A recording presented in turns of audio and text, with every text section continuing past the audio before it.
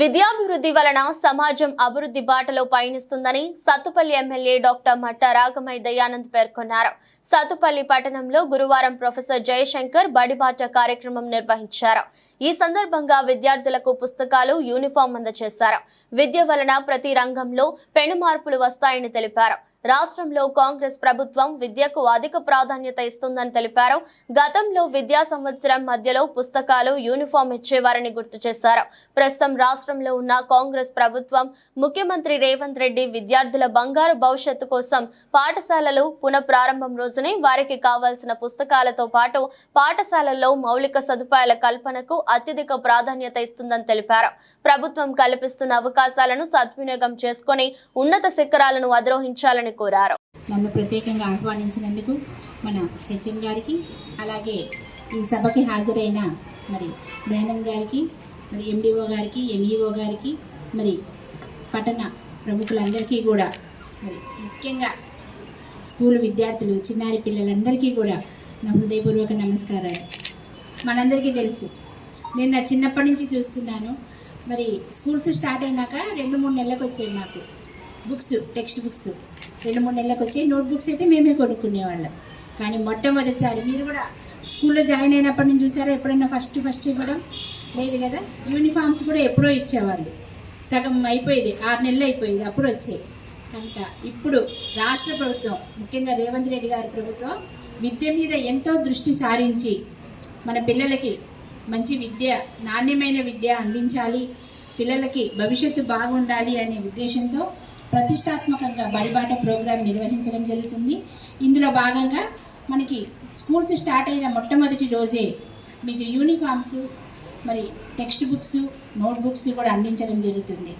అలాగే మన టీచర్స్ కూడా మరి అందరినీ మోటివేట్ చేసి ఎవరైనా డ్రాప్ అవుట్స్ ఉంటే వాళ్ళని కూడా ఇది స్కూల్కి తీసుకొచ్చే దిశగా వాళ్ళు కూడా కృషి చేస్తున్నారు. వాళ్ళందరికీ కూడా నేను కృతజ్ఞతలు తెలియజేసుకుంటున్నాను. మరి ఇవాళ చూస్తే మనం ఈ స్టేజ్ ముందు ఉన్న ప్రతి ఒక్కరం కూడా గవర్నమెంట్ స్కూల్స్లో చదివిన వాళ్ళమే. గవర్నమెంట్ స్కూల్స్, గవర్నమెంట్ కాలేజెసే చదివాము మేము ఎవరం కూడా. అలాగే దయానంద్ గారు కానీ, వారి ఫ్రెండ్స్ కానీ, వీళ్ళందరిలో చాలామంది ఈ స్కూల్లో చదివారు. యూపీఎస్ స్కూల్లోనే చదివి ఈ ఉన్నతమైన స్థానానికి వచ్చారు. అందుకే ప్రతి సంవత్సరం కూడా మరి స్కూల్కి ఏదో ఒక చేయాలన్న ఉద్దేశంతో ప్రతి సంవత్సరం కూడా మా వంతు సహాయంగా 25,000 రూపాయలు స్కూల్కి అందించి సౌకర్యాల మెరుగుదలకి మేము కృషి చేస్తాం. ఎందుకంటే దయానంద్ గారు చిన్నప్పుడు ఏమీ ఉండేవి కాదు, ఇట్లా బిల్డింగ్స్ అట్లా ఏమి ఉండేవి కాదు, అక్కడక్కడ రూమ్స్ ఉండేవి. వాళ్ళు ఎవరి గోనె సంచి వాళ్ళు తెచ్చుకొని ఆ మట్టిలో వేసుకొని కూర్చునేవాళ్ళు. అలాంటి పరిస్థితి నుంచి ఇప్పుడు స్కూల్ ఇంత మంచిగా డెవలప్ అయిందంటే మరి గవర్నమెంట్ ఎంత దృష్టి పెట్టింది అనేది మీ అందరూ ఆలోచించుకోవచ్చు. అలాగే ఇంతకుముందు మేము కిలోమీటర్లు నడిచి వెళ్ళేవాళ్ళం, ఎంతో దూరం ఉండేవి మా స్కూల్స్. కానీ మరి ఇప్పుడు మనకి అన్ని ఊళ్ళల్లో మీకు దగ్గరలోనే స్కూల్స్ ఏర్పాటు చేయడం జరిగింది. అవునా కదా? ఎక్కువ దూరం నడిచే పని లేదు, మరి క్యారియర్లు కట్టుకొని వెళ్ళే పని లేదు. మనకి గవర్నమెంట్ మధ్యాహ్నం భోజనం పెడుతున్నారు కదా. మరి మనం ఏం చేయాలి చెప్పండి? ఏం చేయాలి? బాగా చదువుకోవాలి. ఎందుకంటే ప్రైవేట్ స్కూల్స్తో పోలిస్తే మన గవర్నమెంట్ స్కూల్స్లోనే వసతులు ఎక్కువ ఉంటాయి, విశాలమైన ఆవరణలు ఉంటాయి, మంచి ట్రైనింగ్ పొందిన టీచర్స్ ఉంటారు. మనం చేయాల్సిన పనంతా మరి వాళ్ళు చెప్పేది శ్రద్ధగా విని, మరి మంచిగా ఆకలింపు చేసుకొని, ఏమైనా డౌట్లు ఉంటే అడిగి మరి మంచిగా చదువుకోవాలి. మన లక్ష్యం ఏదైతే పెట్టుకున్నామో ఒక గోల్ పెట్టుకోవాలి ప్రతి ఒక్కరు కూడా. ఆ గోల్ సాధించే దిశగా మీరందరూ కష్టపడి చదవాలని మీ అందరికీ నేను మనసారా కోరుకుంటున్నాను. ఎందుకంటే సమయం అనేది చాలా విలువైనది. ఈ సమయం దాటిపోతే మళ్ళీ సమయం వ్యర్థం చేసుకుంటే మళ్ళీ రాదు మనకి. ఎందుకంటే మన తల్లిదండ్రులు ఎంతో మన మీద నమ్మకం పెట్టుకొని మా పిల్లలు మాలాగా ఉండొద్దు. గవర్నమెంట్ స్కూల్స్ వచ్చే వాళ్ళందరూ తెలుసు కదా, మధ్యతరగతి, దిగువ మధ్యతరగతి, కొంచెం పేదరికం పిల్లలే ఎక్కువ వస్తున్నారు. అవునా? మరి మన పేరెంట్స్ ఏమనుకుంటున్నారు? మాలాగా ఉండొద్దు మా పిల్లలు, మాకంటే మంచి భవిష్యత్తు ఉండాలి, వాళ్ళకి మంచి పొజిషన్లో ఉండాలని పంపిస్తున్నారు. మరి మనందరం అలా చేద్దామా? ఇంటికి వెళ్ళిన తర్వాత చదవాలి కదా, హోంవర్క్స్ చేసుకోవాలి, చదవాలి. టీవీ పిచ్చి, ఫోన్ పిచ్చి వదిలేసి ఖచ్చితంగా మనం మంచిగా దృష్టి పెట్టి చదివితే ప్రతి ఒక్కరు కూడా అనుకున్న గోల్ సాధిస్తారు.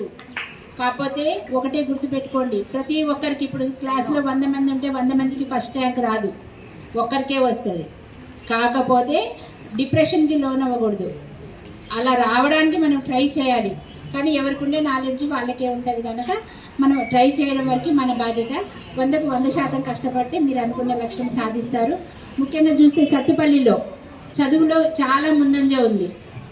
మన జిల్లా మొత్తంలో చూస్తే స్టేట్ ర్యాంక్స్ మన సత్తుపల్లికే వస్తున్నాయి. జూనియర్ కాలేజీలో 3-4కి స్టేట్ ర్యాంక్స్ వచ్చినాయి అమ్మాయిల్లో. కనుక మీరందరూ కూడా వాళ్ళని స్ఫూర్తిగా తీసుకొని చదవాలని నేను మనస్ఫూర్తిగా కోరుకుంటున్నాను.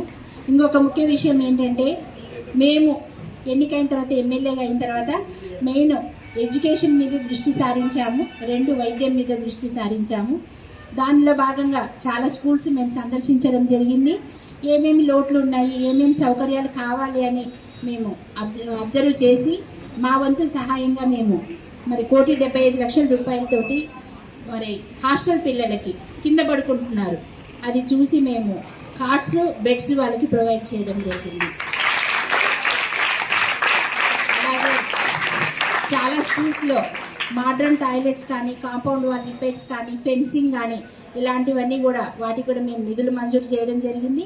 అలాగే రేవంత్ రెడ్డి గారు కూడా మరి 38 స్కూల్స్కి గాను మరి 1,35,00,000 మంజూరు చేశారు. వాటితోటి మొత్తం అది కూడా అమ్మ ఆదర్శ కమిటీ ద్వారా, అంటే మహిళలకే కమిటీలు ఏర్పాటు చేసి వాళ్ళ ద్వారా పనులు చేపిస్తే వాళ్ళు స్వంతగా, ఎందుకంటే మన పిల్లలు వెళ్తున్న స్కూలు అనేసి వాళ్ళు మంచిగా చేసుకుంటారు, ప్రెమిసెస్ మొత్తం ఆవరణ అంతా మంచిగా చేసుకుంటారు అన్న ఉద్దేశంతో వాళ్ళకి అప్పగించడం జరిగింది. అలాగే వాళ్ళకి పెద్ద పీట వేసి వాళ్ళ ద్వారానే మన యూనిఫామ్స్ అవి కూడా కుట్టించి మీకు అందించడం జరుగుతుంది. ఈ విధంగా రేవంత్ రెడ్డి గారి ప్రభుత్వం ఎంతో మీ మీద ఆశలు పెట్టుకున్నాం మేమందరం కూడా, మా పిల్లలు బాగుండాలి, మంచిగా చదువుకోవాలని. మరి మీరు కూడా ఆశయం నెరవేరుస్తారు కదా? ఓకే, అయితే ఇప్పటి నుంచి ఎవరు కూడా యాబ్సెంట్ అవ్వకుండా మంచిగా చదువుకొని మంచి రిజల్ట్స్ రావాలని మీ అందరినీ కోరుకుంటున్నాను. అలాగే మన హెచ్ఎం గారు ఇప్పుడే చెప్పారు, మన స్కూల్ నుంచి 2 మెరిట్ స్కాలర్షిప్స్ కూడా వచ్చాయని.